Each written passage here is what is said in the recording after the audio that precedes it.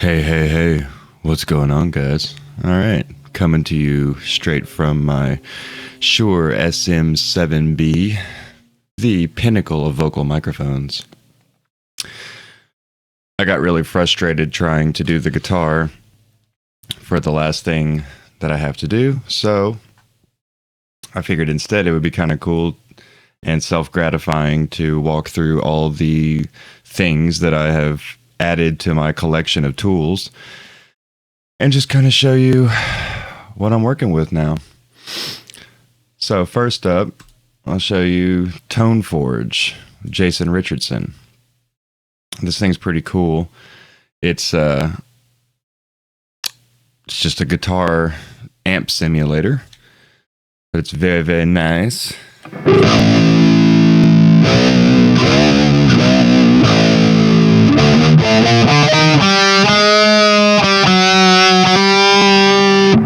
As you can tell, it's pretty cool. That's just the rhythm. And it's got clean, and it's got all these settings. So for you can add a whole bunch of shimmer to it. You know.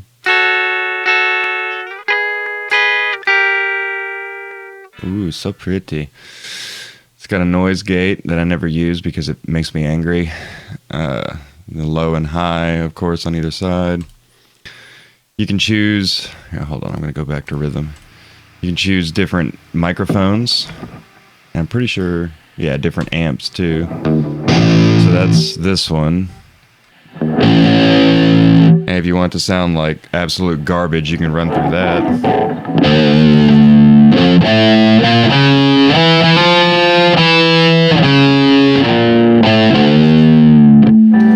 Yeah. Oh, wow, I'm clipping a lot. Let's do that. Sorry. Okay. But, so you take this. And again, I don't really understand why you would want different things, because it kind of doesn't sound good at all.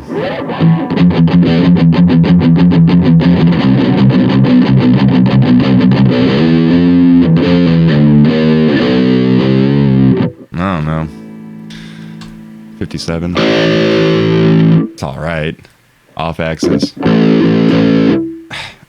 The condenser with that cab is the best one.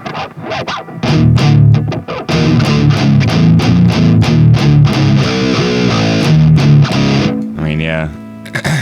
It also has a tuner. Ooh, I'm just a little bit flat. Oh no. It's got effects, the delay.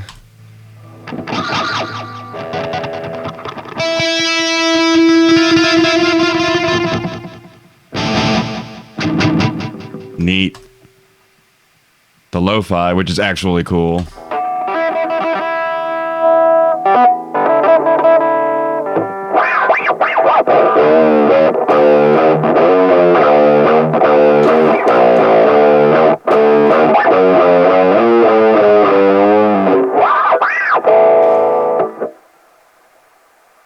Off, and of course reverb, super easy to understand.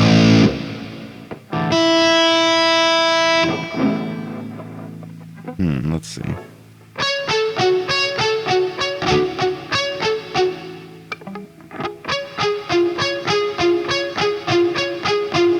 You gotta forgive me because I'm really bad at guitar. Bass, low, mid, treble, and mid. You can choose what frequency you want and then what level you want it at. So that's really cool. So if I wanted to be insane, I could just put it here and...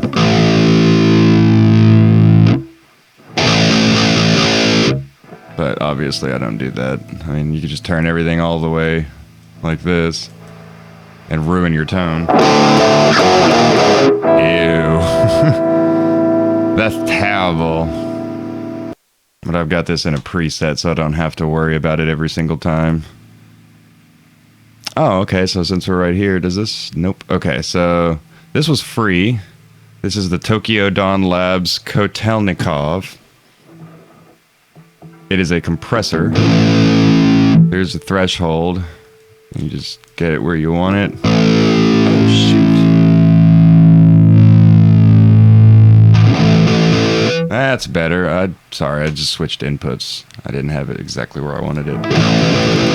Ah.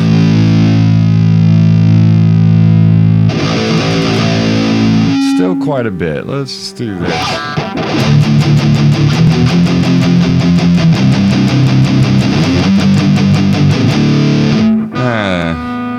It's just a standard compressor, pretty much. It's just really cool.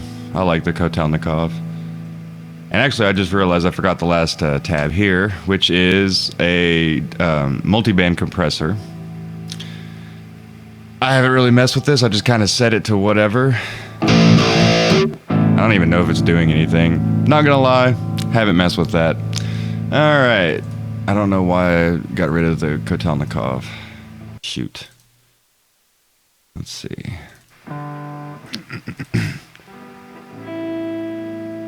Okay, so there was all that. Now let's do something more interesting. So I got this the other day. I made a post about it. Got it for $30. This is a $200 reverb plugin. Okay. The Eventide Black Hole. This thing is freaking insane. Okay. So I'm going to set this up real quick. The way that this thing works is you're supposed to, well, you don't have to, but a really effective way to use it is to set automation on a ribbon controller. And that is this thing at the bottom. This is the ribbon. Okay. So what you do is, you know, you get something going.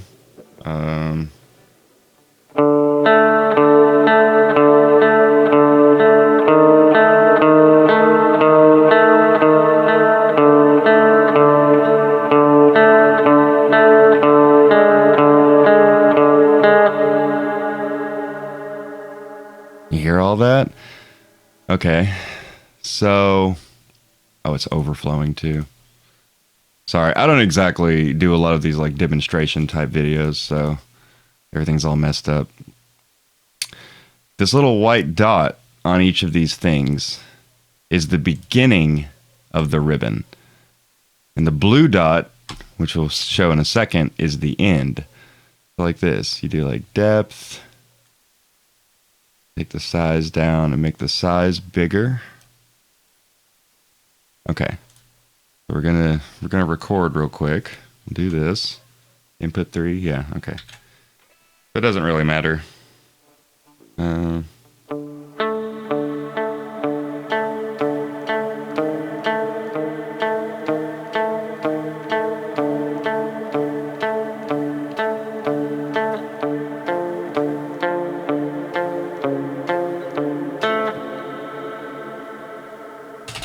Okay. There's that. Go ahead and put it at the beginning. So you take this ribbon controller and do this. So now what this is doing is, I'll play it and you can watch it in real time. See it moving?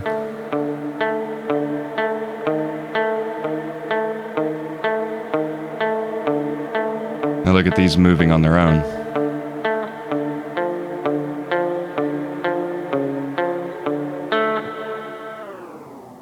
Ooh. So actually it should be like this. I had it backwards. Again, just got it. Haven't really played with it much.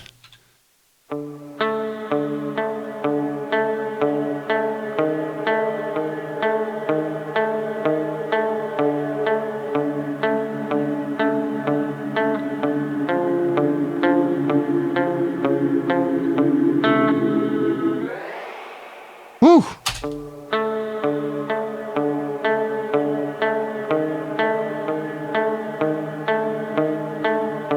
You can really hear it if I...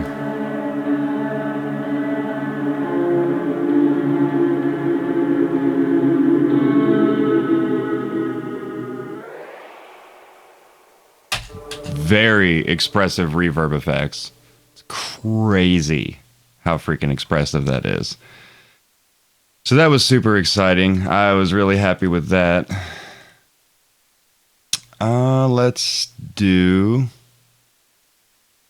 something that's kind of more mixed so that I can show off. So this is the SSL channel plugin. This thing was $35, and that's just standard price. It's not very expensive at all. So what it's actually basically doing is it starts here on the filter side on the left. And these up top, this is a low cut, this is a high cut. This is your treble, these red ones. And you can do it as a high shelf or a bell. I usually do a bell at 8K. This is your high mid frequency, the green. The blue is your low mid frequency, and the black is your low frequencies. And again, you could do it as a low shelf or a bell. Now, this is emulating an actual piece of hardware. I'll put an image in. The SSL 4000E, I think is what it was. And SSL is solid state logic, what it stands for. So this is, and it's not exact, but for like 0.1% of the price or something, 0.01, I don't remember, you get this. And it's pretty accurate. It's pretty good. Pretty close to the real thing. So for something like, let's say the kick drum, right?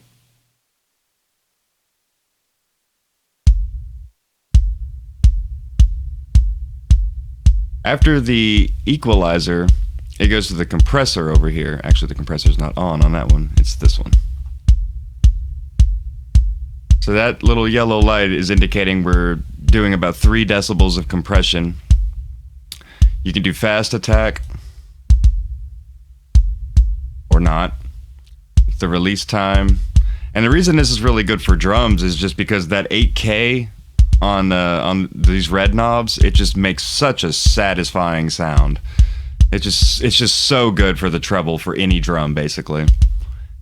And then it's a standard compressor otherwise. I mean, your threshold and all that stuff. The ratio, that's how many decibels need to go into the compressor for it to reduce it by 1 decibel. In this case, it's every 4 decibels in equals 1 decibel of gain reduction. You got a noise gate, which is very, very frustrating, and I freaking hate it. I don't know what these buttons do. I mean, I know what they say, but I don't really know what they do. I haven't figured it out yet. I've tried using the dynamic side chain, and I just could not figure out how to do it. I'll have to look up a tutorial. This is your input gain, this is your output gain, and you can monitor those by switching between that. And you can just turn the whole thing off like this. Yeah. So I use this for the drums because it makes them sound really good. Not in this case, those sound like crap because that's the old files. I had to go back and redo a bunch of stuff. Long story. All right. See, is this the one? Yeah, okay. So, even though it sounds like crap, we'll stay here. Because I want to demonstrate, yeah, FabFilter Pro Q3. So this thing, on the other hand, don't mind that clipping.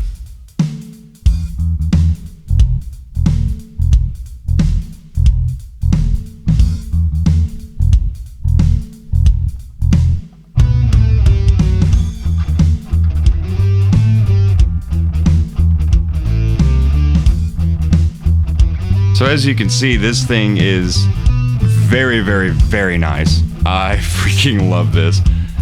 So it's analyzing it in real time and updating, I guess on average, what the strongest frequencies are. Obviously 97 is a big one. These are my edits that I've made. You know, my EQ moves and stuff. But this is just one of them. And that was full screen, by the way. You can just full screen this thing. And it's a 4K display. This works on 4K displays. Very, very cool. Whoops, that's not what I meant to do. So that's the main one. That's actually EQing the bass. But this one is not. This is the dynamic EQ that's connected to the kick drum. So what's actually going on and I'll visualize it here while the bass is playing. So right here, this pink track, drum sidechain, that is a kick drum hit. Oh, come on. It's magnetized. You can't hear it, but every time you see that, that means that a kick drum is hitting. You may notice, see that yellow line bumping down?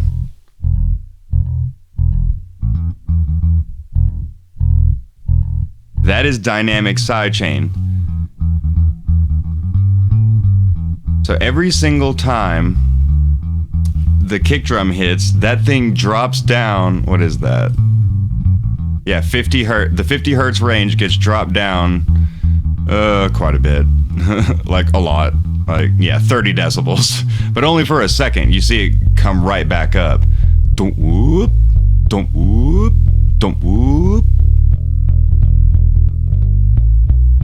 If you're really listening, you can hear it. Same thing is happening here. This is just the crappy Reaper compressor. I can actually go down a little. I don't know why I'm making edits. That doesn't matter. I'm never going to use this. This is also triggered by the kick drum. It goes into the auxiliary inputs, and then it triggers the compression, releases in 100 milliseconds.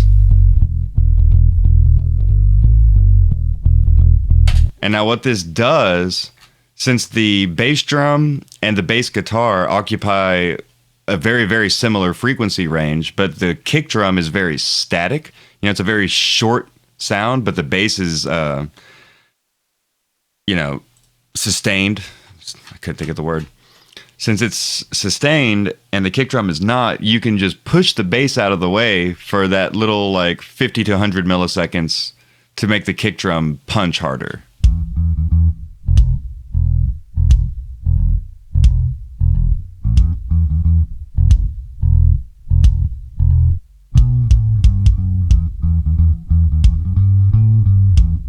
And it's not the kind of thing that your brain hears. You know, you're not going to be like, you'll never listen to a song and be like, oh, they're using dynamic sidechain. Like, it's just not something that you notice. But it helps the song actually sound better because the computer, the way that it's processing it, it just processes it better because you're pushing those hertz frequencies out of the way for the kick drum to come through. The same thing is happening actually between the snare parallel right here, or not parallel, sorry. The snare sidechain and the guitars. So you go to routing, and I'm sending the snare to the entire guitars folder to channels 3 and 4 pre-fader. So that means if I change the volume knob over here, it doesn't matter. It just acts like it's at 0.0 all the time. And something similar is happening, except it's at 200 hertz and 5120.7. I don't know. This is a scratch thing, so it doesn't matter whatsoever. So all together then,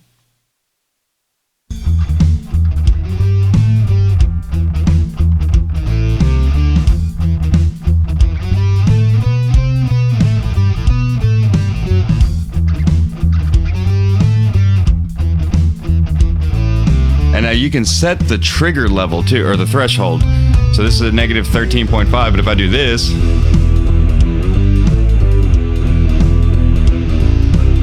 you hear how the guitar just disappears every time the snare hits?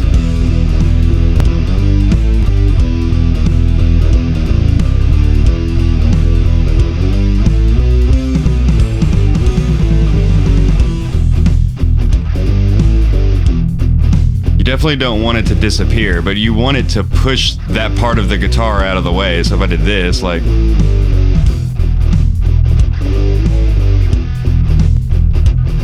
you could probably really hear that, actually. Let me see.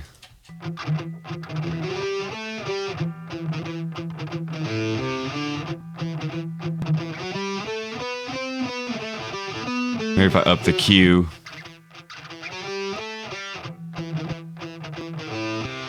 Yeah.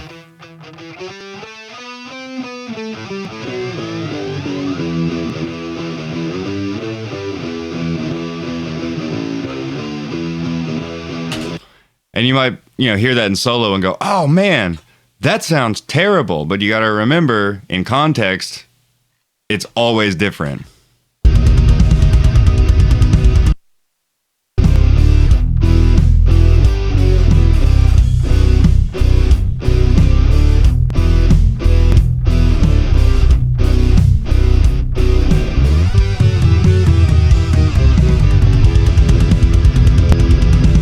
The trick is, the benefit is you could turn everything up more.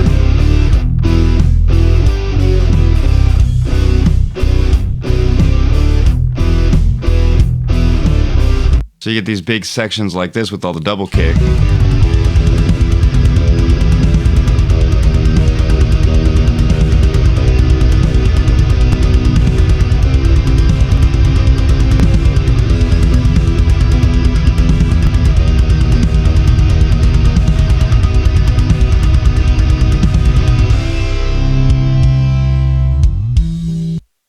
Yeah.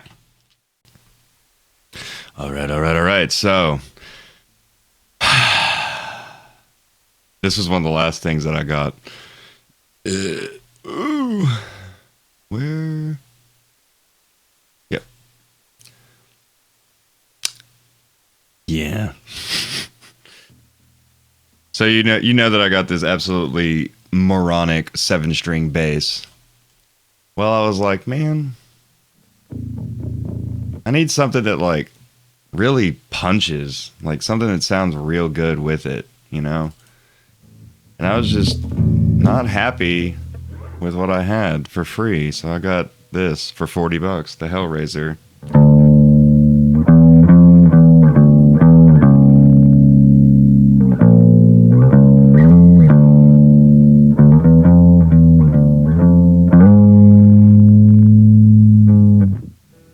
That's just dry. That's just how it just sounds. So again, we'll go through the entire chain. It starts with this thing,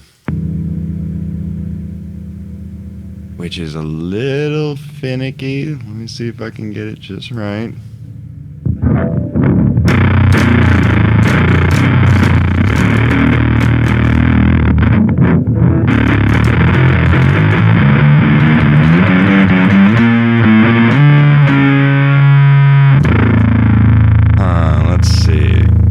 Sustain, brighter tone.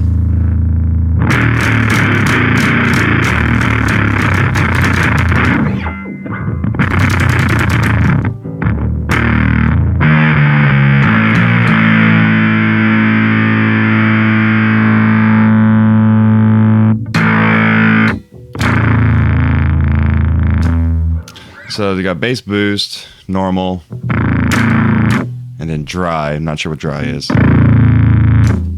I like it better.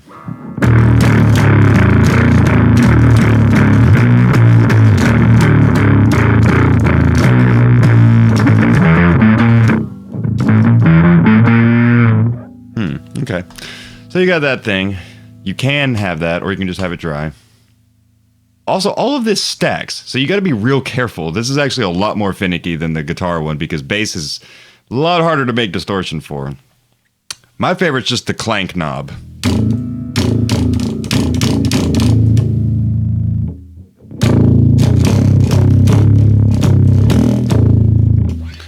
Kind of hard to tell. Again, very finicky.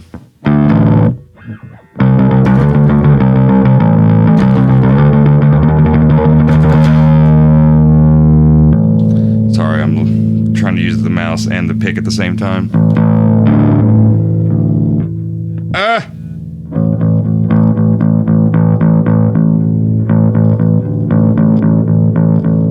Slight difference. More bass! That's better. Kill all the mids. Give it a lot of... maybe not that much. So there's the enhanced sub as well. If you're not listening with headphones, you're really doing yourself a disservice.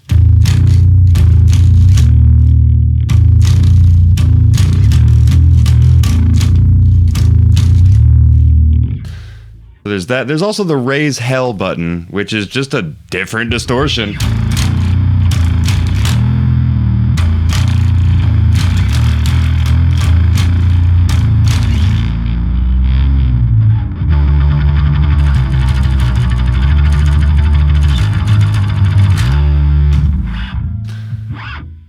I don't like that one, actually. And of course, you can just...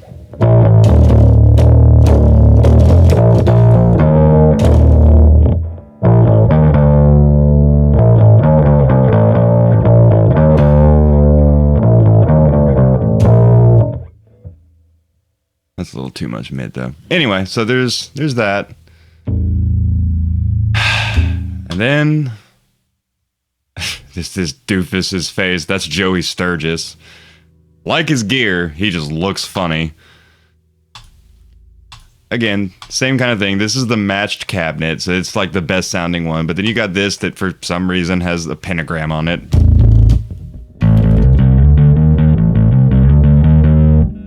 So we can...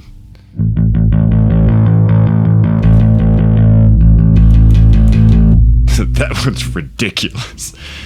And so that's with the RE20. You got the D112, the FET47, slight difference, and the Audix D6. Oh, god damn. Okay. So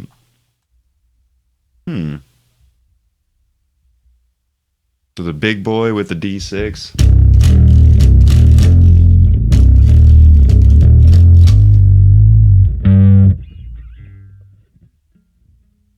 Wonder what these sound like.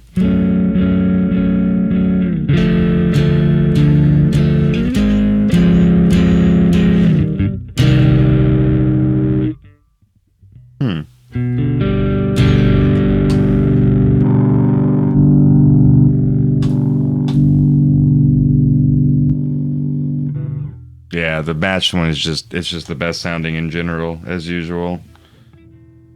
Ooh.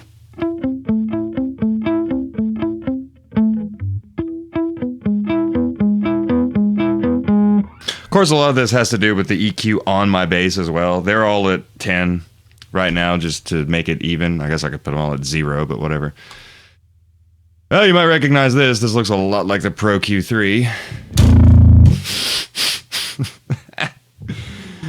And you can do the same thing here. You can just, before it even reaches anything else, you could make EQ moves to kind of shape the sound the way that you want. Like, I can give it a fuck ton of 50 is what I'm aiming at.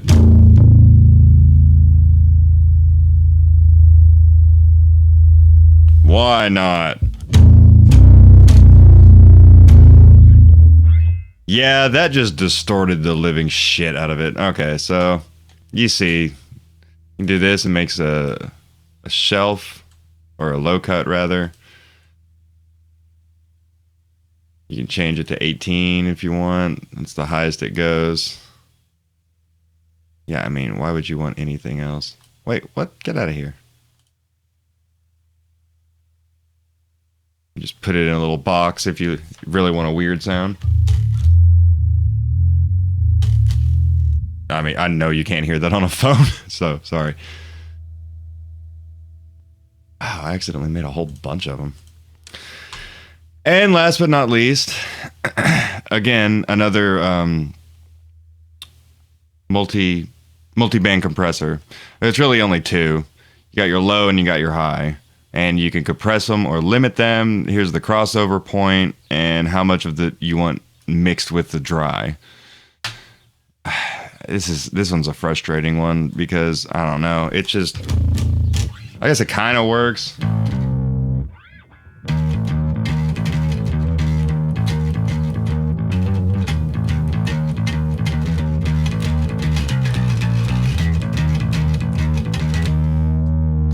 Then if you do this,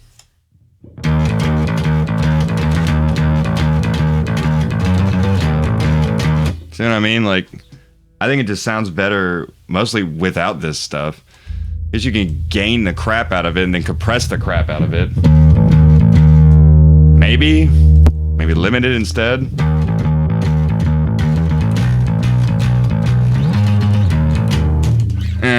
I don't know. This has not really been my forte so far. Not a huge fan of this. But this is a really nice bass amp simulator. I like it. It's got a lot of options. And you know what? Just for fun,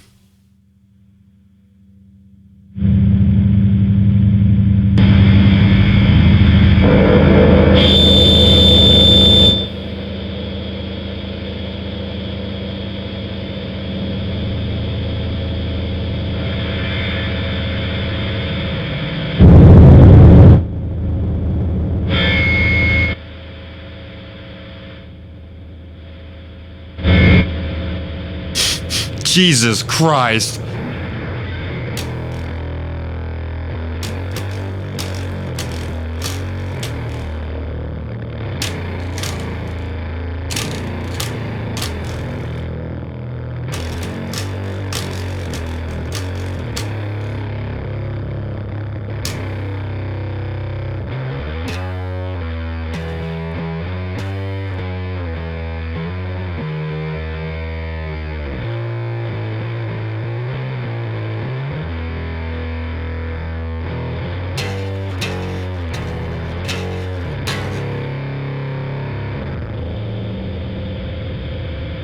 That was the worst thing I've ever heard.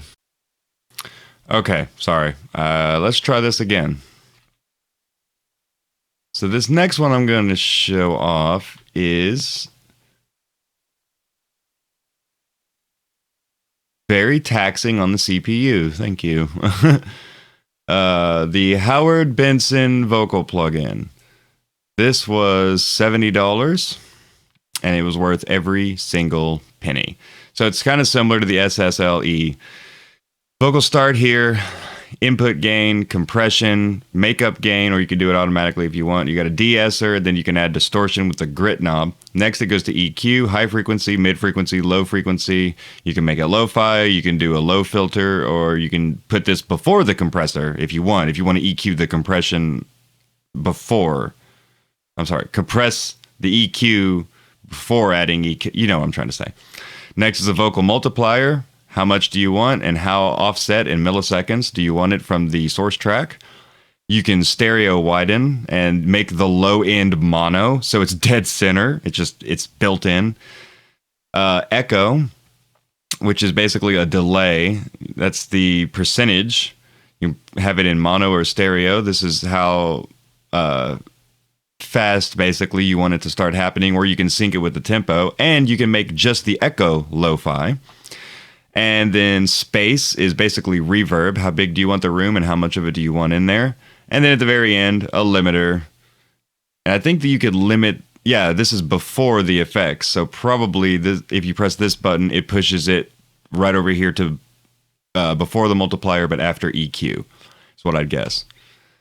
And you can limit it, or you can just use this to kind of get you see this right here? It says sweet spot with an arrow pointing at the yellow. That's your sweet spot. And it's also here on the input. So how's it sound, right? Well, let's find out. So this is, forgive me, this is raw. My house is haunted by what I wanted, and I don't want it listening. I've learned the danger of talking to strangers. You cannot change her tendencies. She wears a costume that matches all you have ever thought you could have loved. But read the fine print, the part that I missed before I signed in debtor's blood. Okay, so that was no effects at all.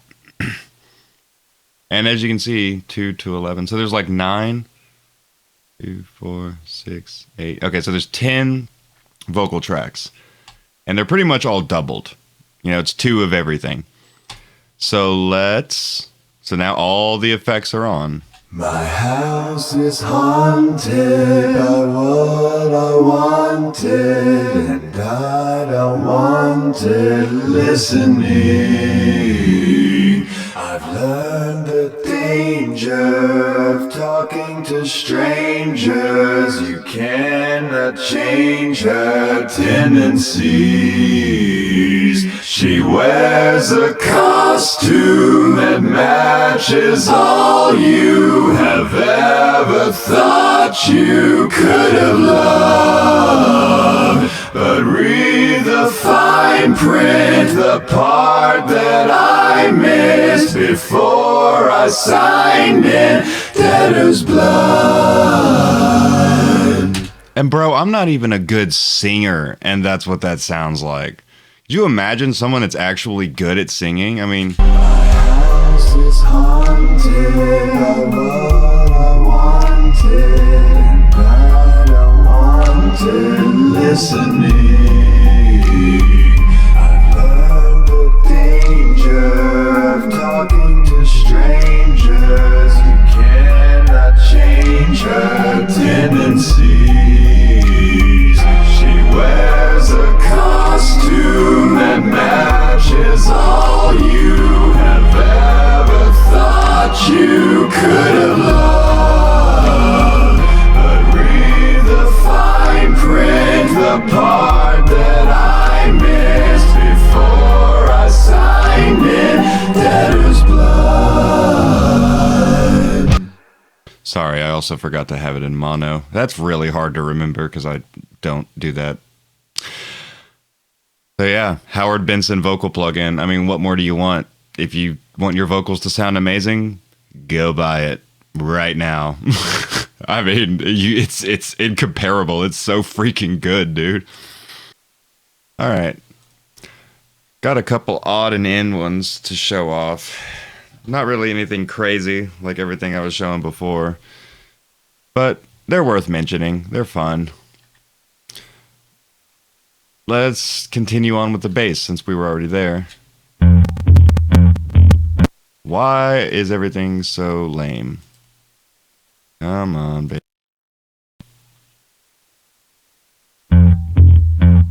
Okay, much better.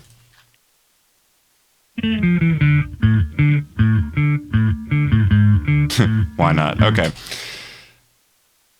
I'm going to use a project file that's a lot more balanced. This is actually this is the official album project file. As you can see, it is massive. This is just bass, guitar, and drums. And an explosion. That's this. That's that right there. Yeah. That's for when the song go boom. Orange is solos, blue is bass, red is rhythm guitar, purple is drums. Yeah. So there's probably 3 times as much orchestra stuff as this. So to answer the question of how are you going to do this, I don't know. But anyway, so plugins, yes, that's what we're focused on. There's this guy that I've been watching on YouTube named Jordan Valeriotti. He was the guy that recorded Silverstein, who is a band apparently. And he's a really knowledgeable dude, and his channel is full of a lot of good information. And he is part of Black Salt Audio. 2023. All rights reserved. This is a plugin that they made. He wanted it specifically for his mixes. And it was $100, and I didn't care. I was like, I want it. So this is... So low control controls the low. Crazy, right?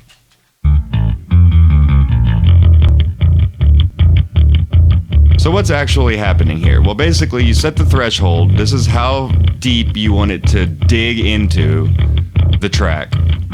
So it's kind of quiet, but we're at 42.8 decibels. So the only thing that's getting compressed is any frequency below 90 hertz. And you can change that. Let's put it about 160.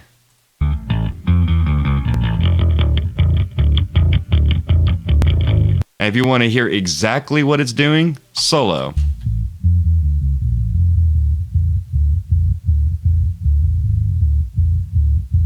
So that's what it's actually compressing.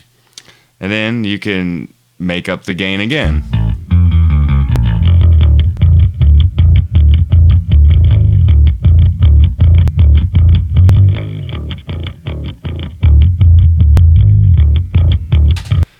Now, the really cool part, I mean, that's awesome, because that means it ignores the high frequencies and only compresses the low frequencies. That's amazing. That's so useful. But then you got enhance. And what enhance does is it takes whatever frequency, so in this case 160, and it goes downward and adds harmonics, which means that 80 hertz will get a boost, 40 hertz and 20 hertz will get a boost of 15%.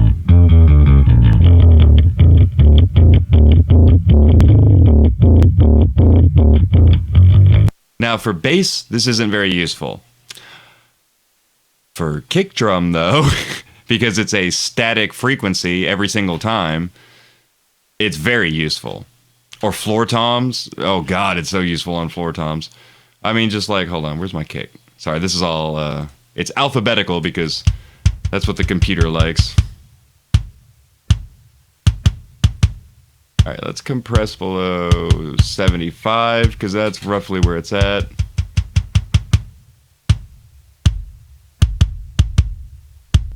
And we'll do one, come on.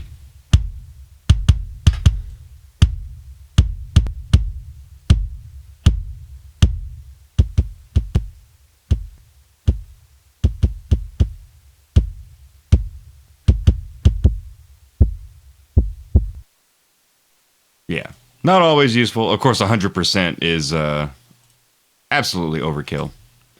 But that's pretty freaking cool. I love that.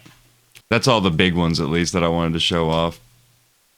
No, do not save any of that.